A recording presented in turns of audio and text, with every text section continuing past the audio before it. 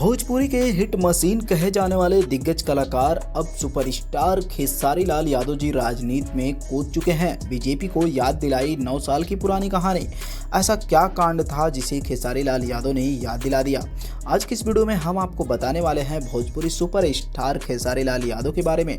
खूब चर्चा में रहते हैं। अब एक बार फिर से वो भारतीय जनता पार्टी को उसकी 9 साल पहले की पुरानी बातों को याद दिलाकर सुर्खियों में बन गए हैं। उन्होंने राजनीति में एंट्री नहीं की, लेकिन सोमवार को जब खेसारी लाल यादव ने ट्वीट किया तो उसके बाद यूजर्स कमेंट में राजनीति की बात जरूर करने लगे। खेसारी लाल यादव ने ट्वीट करके 2 शब्द लिखा कि अब कहिया आई जनता, इसके मायने में क्या है, आइए जानते हैं। दरअसल भोजपुरी सुपरस्टार खेसारी लाल यादव ने सोमवार को ट्वीट करते हुए एक अखबार की खबर शेयर करते हुए इस खबर में बीजेपी के कार्यक्रम जो कि साल 2013 दिसंबर महीने में पटना में हुआ था, यह कार्यक्रम अखिल भारतीय भोजपुरी साहित्य सम्मेलन का था, जिसमें बीजेपी के कई नेता जुटे थे। इस कार्यक्रम को रविशंकर प्रसाद, सुशील कुमार मोदी समेत तमाम नेताओं का जुटान हुआ था और इसी में ये कहा गया था कि अगर मोदी जी प्रधानमंत्री बनते हैं तो भोजपुरी को 8वीं अनुसूची में शामिल किया जाएगा।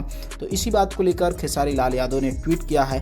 हालांकि आपकी क्या राय है, क्या वाकई में भोजपुरी को अनुसूची में शामिल करना चाहिए, जो मातृभाषा है 8वीं अनुसूची अनुच्छेद 343 में, क्या वाकई में शामिल करना चाहिए? आपकी क्या राय है कमेंट सेक्शन में ज़रूर बताएं। साथ में अगर आप इनकी बातों से सहमत हैं तो चैनल को सब्सक्राइब जरूर करिएगा। फिलहाल मेरे हिसाब से तो होना चाहिए। तो फिलहाल आज के लिए इतना ही, मिलते हैं नेक्स्ट वीडियो में।